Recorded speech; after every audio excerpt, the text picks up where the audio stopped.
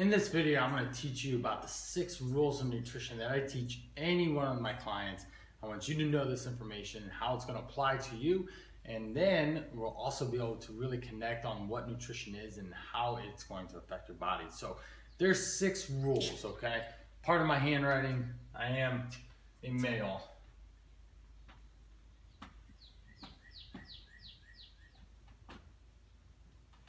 Okay, so the total is 6. The first and most important rule to this nutrition game is going to be energy balance.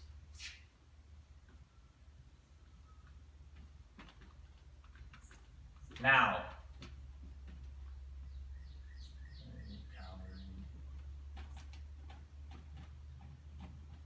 so energy balance, dealing directly with calories. Now, if we eat too much, so X plus equals gain. X equals maintain. And X minus equals lose, right? So we have gain, maintain, and lose. And most people, they gain weight here. They lose weight here. But what happens is that they want to lose it fast and quick and drop those 5 pounds in the first week or 10 pounds in the first 2 weeks. And what do they do? They do X minus minus. And so this is what gets them in trouble. Okay? They're trying to go at too fast of a rate of weight loss, and that ultimately sacrifices muscle. They empty out their carbohydrate storage that are stored in the muscle. And a couple things that go along. Now we'll take a sample for particularly women. So what happens is that, say you're just going about and you're eating 2,000 calories. Maybe that is in the X plus, but it's just a little bit more, so you're slowly gaining weight over time. And at some point you decide you want to change. And so how this happens and marketing's put into play is we go from 2,000 calories down to 1,200 to 1,000. Okay? Now, the important part about this is that when we cut those calories drastically, the muscle and your liver store muscle glycogen, okay? So muscle glycogen is stored carbohydrates, okay? Now, what this does is 1 gram of the muscle glycogen stored carbohydrates equals 3 grams of water. Now what happens here is that, yes, you do lose some muscle glycogen because you're not, you follow the typical diet. What most people do is they cut carbs, they completely wipe them out, right? And so what happens is that you take all these carbs, you're eating less, you feel great because your body is losing weight, but what is it ultimately? It ends up being water. And the reason here is that we've got 1 gram of muscle glycogen attracts 3 grams of water. So we're talking about 4 grams of water. Now the muscle itself holds up to 350 grams. Liver holds up to 75. So we have a 425 grams times 3 equals 1,275 grams of total weight on the body. So as we start to decrease our stored muscle glycogen, our stored liver content, we start then shedding water, and therefore we lose a bunch of weight in water and stored glycogen, and ultimately you see that success initially. Now, what happens is that we want carbohydrates to fuel our muscles and then work on building muscle. So ultimately what we're looking for here is not this route, not the X minus minus. We want to find X minus enough. Okay? When we find X minus enough, then we know that we're in the sweet spot. We know that we are dialing into exactly where we need to be at to lose body fat, increase our energy because we're not starving anymore, and that's what most people are trying to do, is they just starve themselves. Then we also maintain muscle.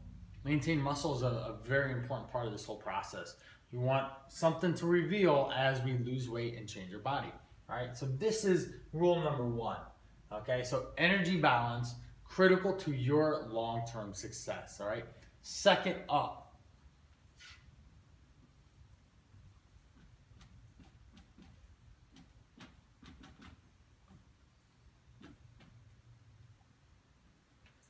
Second up is meal design, okay?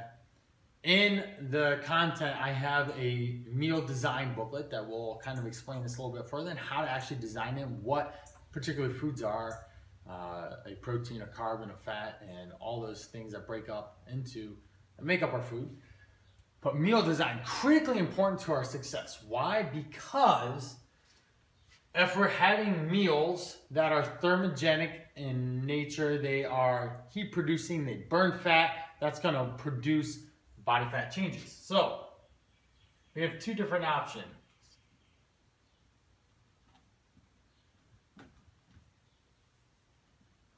We have protein and vegetables, carbs. Now an easy way to think about this and when to have these is less active and more active. All right, so when we're less active in our day, like maybe the get-go, you just get up and get going, you gotta have some protein and vegetables or fibrous carbs. The second one model is when you're more active, so around a workout time, you're gonna be busy out in the yard or doing some sort of activity. And so that's what we wanna look at here is our meal design, having it more around more active or less active. Now, proteins, we always wanna build our meals around proteins. Why? Because we have muscle to support. We want to grow and recover muscle. We want to repair the efforts that we make in our exercises. And it's also more filling. So most people undereat their protein requirements from what I typically suggest that they do. And that's something that we want to fix and address. So protein is the very first thing that you want to look at when you're building a meal. The second option is the V, vegetables or fibrous carbs that also include fruit. These are your low calorie, high fiber options. Now, when you eat these, they also fill you up. They don't have a lot of calories, so they also have a lot of fiber that helps food digestion, and then you want a certain amount of fiber in your day anyway. So we'll talk about that in a second. Now, carbs, we're looking for starchy carbs. Yes, carbs are important. We do want those in your diet. They fuel energy and they fuel you moving, and they also build muscle. Now, what are carbs? What we're looking for are beans, we're looking for legumes, lentils, we're looking for rooted vegetables, potatoes, things like that, whole grains, not necessarily of the wheat variety because of gluten and such, but that's what we're looking for when we say C or starchy carbs, okay? So protein,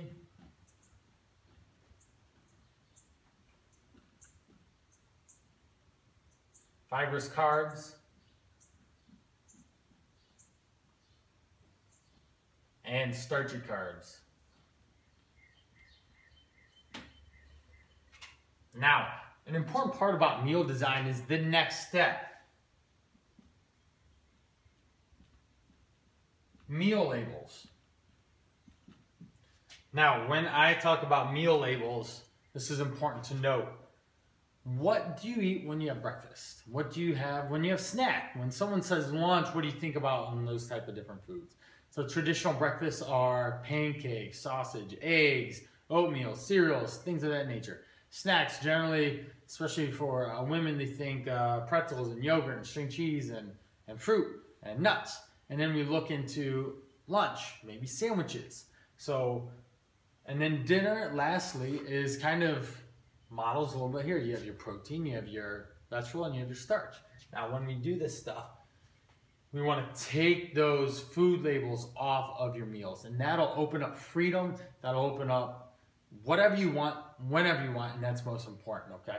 So as we go through meal design, we want to make sure that we are not limiting ourselves because it's breakfast time, okay? Number 3, I'm actually going to clear some room here.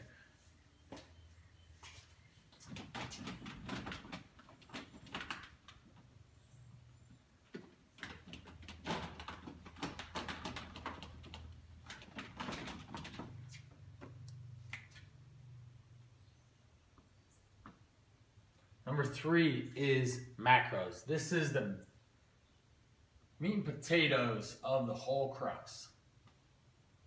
But macros are macronutrients, and those are broken up into 3 major components. We've got protein,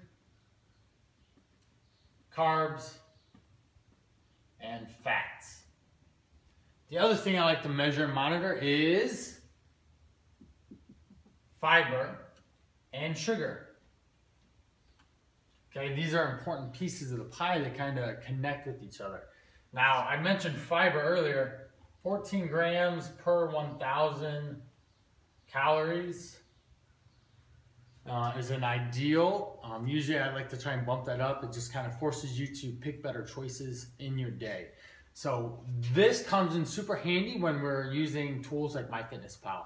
And why this is important, this is the next level up from just calorie counting. We get much more specific in the portions that we have with our protein, carbs, and fats. Now, in general, as long as you're meeting rule number 1, it doesn't necessarily make a difference where your ratios are. But in general, we're looking to start around a balanced approach. So we have protein and fat around 30%, carbs are at 40%, all right? Now, these all interlink, and these are your dashboard for your nutrition. Now, how that connects with each other is protein and fat connect with each other. For example, high protein, low fat, we're probably doing a lot of lean meats, a lot of good quality proteins. Low protein and high fat leads to maybe you're eating beef or fatty beef, or you're not really eating any protein, you're just having like nuts or olive oil or avocado or something for your fats. Now, these guys all interlink as well. So carbs, fiber, and sugar. Now, how this interlinks and how I can tell patterns here are carbs and fiber and sugar all interlinked. If we have high carbs, low fiber, low sugar, then guess what? We're probably looking at a processed carbohydrate. If we have high carbs, high fiber, low sugar, we're probably looking at good sources of starchy carbs. If we're looking at low carbs, low fiber, high sugar, then we're probably not eating that much carbohydrates at all, maybe a processed. If we look at low carbs, high fiber, high sugar, that's more maybe some fruit snuck in there. Or lastly, low carbs, high fiber, low sugar, probably a lot of vegetables, a lot of fibrous carbs that are going into that mix. Now, when we talk about protein, what are acceptable levels?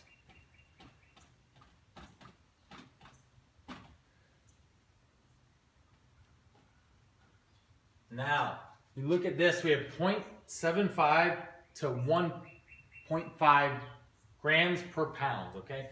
Now, this is important because this is a range. I like to work off protein being 1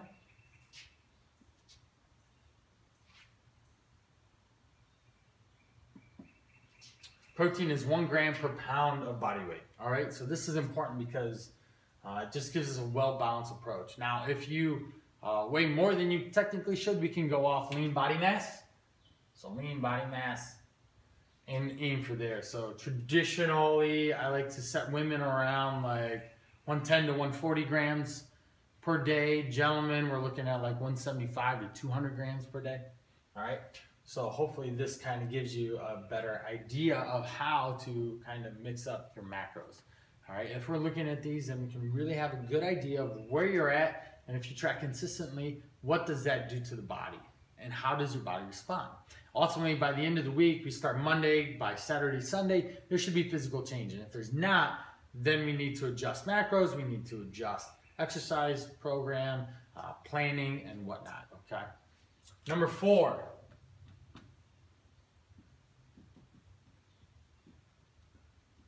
Number 4 are the micros. Now, micronutrients, these are your vitamins and minerals. I'm a huge fan of flexible dieting, knowing that proteins break down into amino acids, Carbs break down into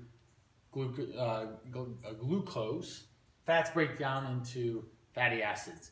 And knowing this, these become jigsaw pieces of your ultimate puzzle by the end of the day for your nutrition. So if I understand that these certain foods make up this type of macronutrient profile, I can put them together and get some flexibility. So I don't always have to eat the same food. So flexible dieting is my key play here. And it keeps us engaged. We're not eating a certain food to death, like chicken or eggs or something. We're having a wide variety of colors, especially with our fibrous carbs or vegetables and our fruits. Then we're getting our bases covered with our vitamins and minerals. Now let's go back to like the 70s, 80s when bodybuilding was real prevalent and they were clean eating. Now what happened here is that through the advent of technology, recording nutrition has become a lot easier for you to do. And if we go back then, like the easiest way to do that was looking in a book. You had to write down the nutrition, you had to use a calculator and add this stuff up. MyFitnessPal does that automatically. All you gotta do is punch in what you had, the servings, the amount, okay? So we don't have to eat the same thing. And if you ate something different, like say your lunch was a little bit different than it normally was, then guess what? We have to recalculate the rest of the day and figure out what's gonna be appropriate for you to have in that time frame. So no wonder clean eating was very prevalent then, and the flexible dieting model has become more prevalent now because of technology. You walk around, you hold your phone in your hand, and MyFitnessPal is there ready and waiting for you to input the information. That's why I like tracking, and it holds me accountable and will hold you accountable as well. So we get past 4. Number 5.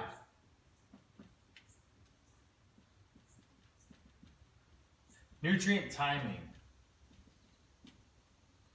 Now, what's up with nutrient timing? What have you heard about how many meals per day you should be eating? 2, 4, 6, 7, like there's all sorts of stuff out there. One prominent thing is 3 to 6 meals per day. Now the problem here lies that sometimes 6 meals might be too many. It doesn't fit in your life. There isn't a hard rule stating that if you only eat 3 meals, you're not going to burn fat, or if you eat 6 meals, you will. It's overall going back to rule number 1, which is energy balance. If we get all of our pieces of the puzzle put together and filled out in our day so we have our complete puzzle at the end of the day, then it doesn't necessarily matter if you have 3 or 6. It becomes more of a lifestyle design. So am I busy at work? How does my day look? Can I fit that much food in? Am I okay with eating regularly throughout the day? Or would I rather have 3 larger meals or 6 smaller meals, okay? Now, let's go talk about timing. Working every 3 to 4 hours. Why? One, it talks about blood sugar levels being stable, always kind of just going throughout the day. So if I'm eating, here's our blood sugar levels, and we have time. If I start eating and then I maintain blood sugar levels throughout the day, then my less risk of storing fat. What happens is that most people, they skip breakfast or something, and they have these like huge swings of blood sugar because their nutrition isn't balanced. They might not have enough protein to help with offsetting any blood sugar, or they're just doing very carb, fat heavy type meal. So then that causes a insulin roller coaster. Now let's talk about insulin real quick.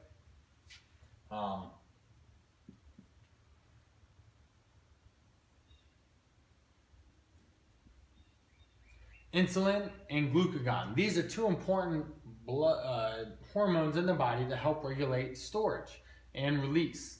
So insulin is a storing hormone. Just gonna put store. Glucagon is a releasing hormone. Now, when we are doing each of these, there's a couple different setups for this.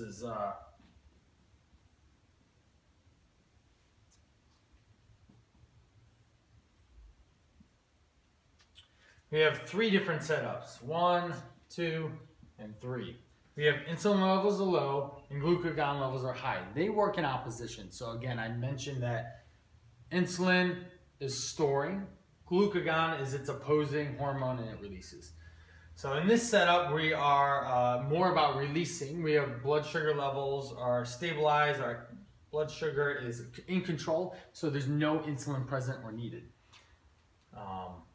So we have a release. Here, we have a steady state there. There's nothing happening. And then lastly, we have high insulin levels and lower glucagon levels. Now, the important part of this is to think of, these are two really good situations for the majority of your day. You're going to burn fat. You're going to have energy throughout the day. There's no dips in energy when you're going through these peaks and troughs of calorie consumption. Now, this one, there's only one real good time. This is a kind of a storing setup here. Now, we're most storing in this setup is best used when we're looking to build muscle. We're looking to work out. We just burned up all of our stored glycogen in our muscles and have used that as energy. After our workout, we have a post-workout meal. And in that meal, what we do is we want to replace our lost glycogen because we want to get back into building, recovering from our workout, building new muscle, and your body needs fuel. So you'll eat something right after the workout. Now,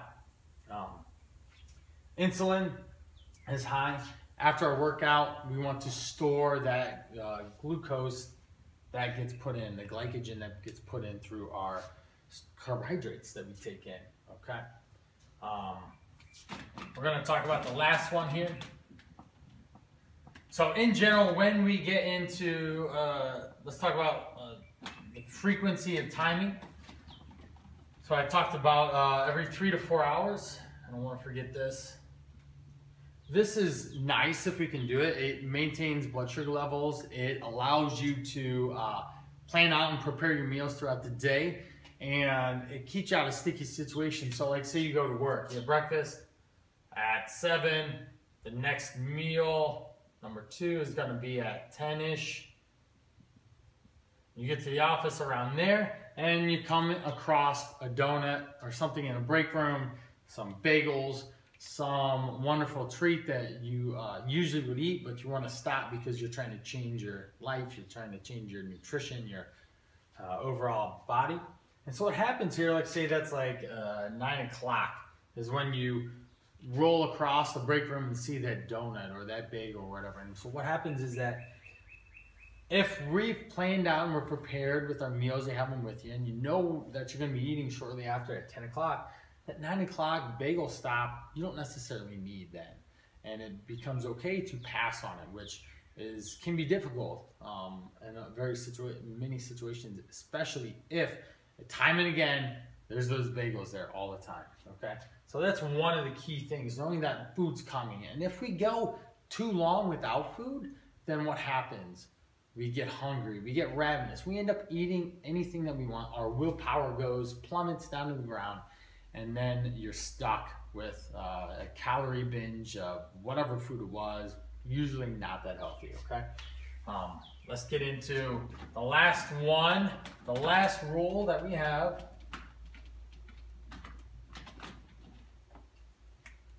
Number 6 are supplements or subs. Okay, there's a couple things that actually really work out on the market. I use this just to educate you in selecting things like fat burners, testosterone boosters, even some pre-workout things. Could probably end up being a waste of your money. Okay, but these things actually work if you get a good quality source. So we're looking at 1, a multivitamin. We're looking at 2, fish oils. Good omega-3s are healthy, they're anti-inflammatory, they're really good for the body to help with the blood work, the hormone release, and you get omega-3s with this. The vitamins help fill in the gap of anything else that you're not eating, okay? Next up is whey protein powder. I use whey protein powder 2 different times. First up is going to be around a workout because it's easily digestible and it'll go right into the muscle and help restart that rebuilding process. Second time I use it is in the busiest time of the day. Now, when I've got a meeting, or I'm personally worked with client, I can sneak in a protein drink and get a couple calories in, some protein in, and that allows me to not be hungry. I can sneak in that energy I need, and it keeps me going throughout the day. So like say that 3 o'clock lump in the day, we have lunch at noon, maybe you're super busy around 3, and so then you end up having a protein shake that helps fill that gap before you get off work around 5-ish and have dinner at 6. So that's a good way to bridge the gap. You're super busy and it's easy to consume, okay?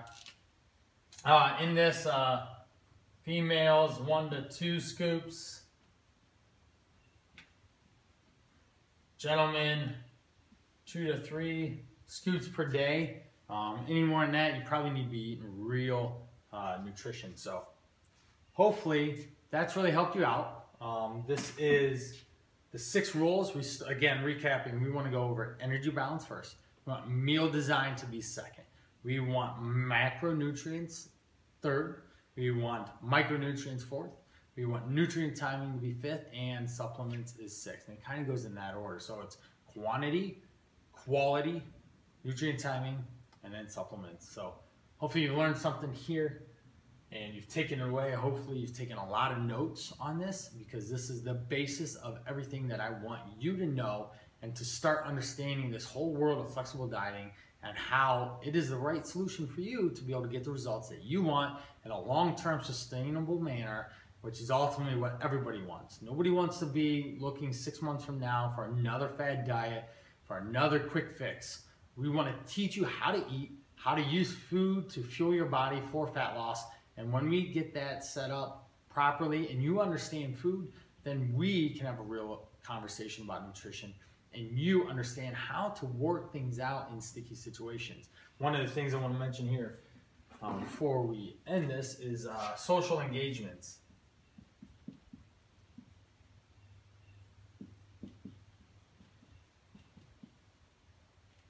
Okay?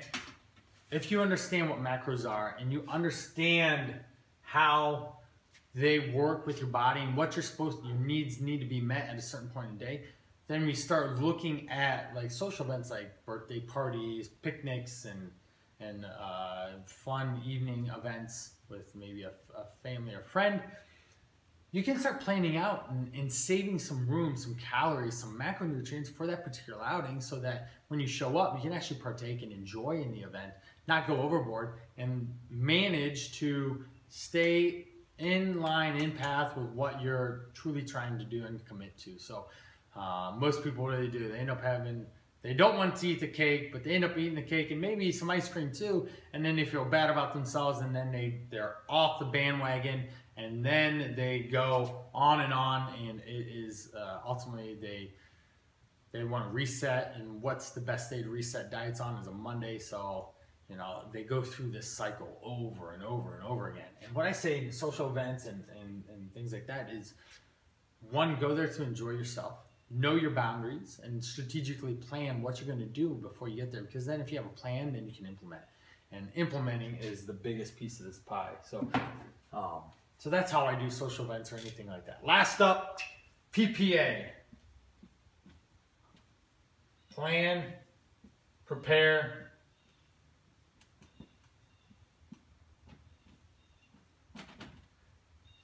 and act. If we do these things, if we plan out, if we're prepared, it's easy to act on. If we miss one of these steps and it's bad, it's not good. You're not going to get to this act. So planning out, knowing what you're going to do, having shopping done, you've been batch cooking your food, and that's all prepared. Then you prep your food and the meals that you're going to take for the day.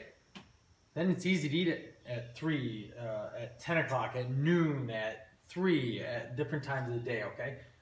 So when we plan out, we prepare, and we act on our meals, then we're in a winning combination to get the best results and the success that I ultimately want you to have, okay? So plan out, prepare, and act, and if you miss any one of these, then guess what?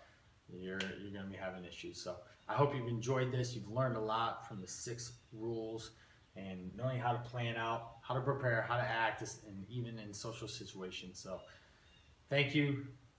Apply this information now.